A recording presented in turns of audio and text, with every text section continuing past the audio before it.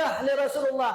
Ilmunya sangat mudah bagi orang-orang yang akan mendapatkan kebahagiaan urang akhirat.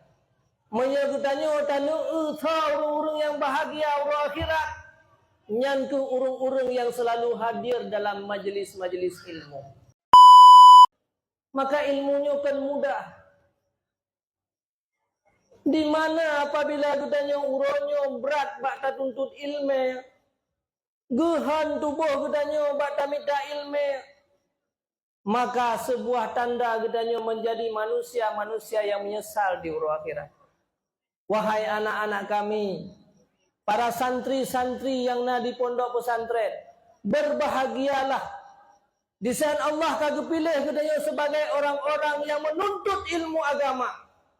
Di saat Allah kan lebih kesempatan katanya dari sekian banyak orang yang nak di kampung katanya, betapa banyak orang yang nak di desa katanya. Kenapa Allah pilih kita sebagai orang-orang berilmu?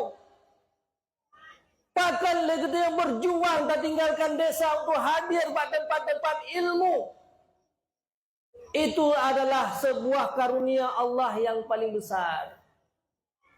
Katanya mimi sekalian, menyauronyo di Aceh duk nole pesantren di ke rumah oleh katanya pesantren. Uronyo oleh katanya hana menjadi orang-orang yang berilmu. Maka itu sebuah tanda bahwa katanya akan menjadi manusia-manusia yang sengsara di hari akhirat.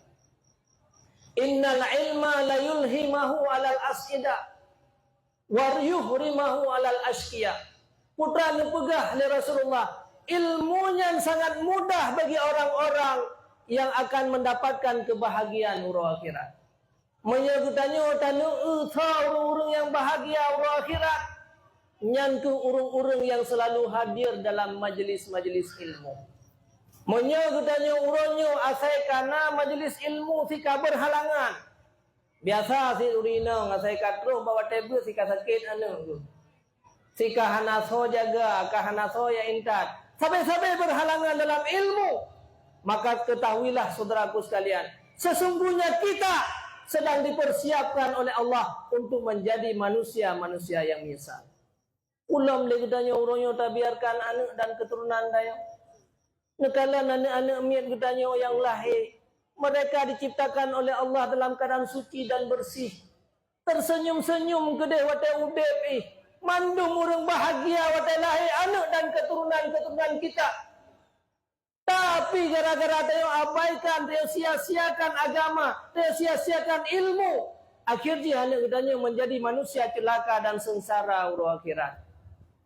Anak gedanya sehingga akan terdalimi, akan dirumpak siksaan daripada Allah Subhanahu wa taala. Anak gedanya sehingga akan menjadi manusia-manusia yang rugi udep. Sandaji sehingga hotai kalian ngan-ngan di tamang dalam syurga.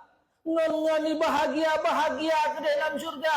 Sementara dia, karena tidak punya ilmu agama, dia dimasukkan dalam neraka Jahannam. Dia disiksa oleh Allah Subhanahu wa taala.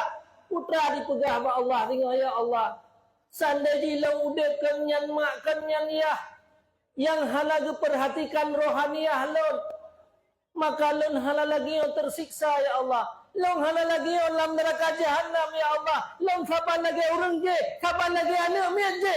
Maka menyesal gara-gara katanya tak biarkan anak-anak tanpa ilmu agama.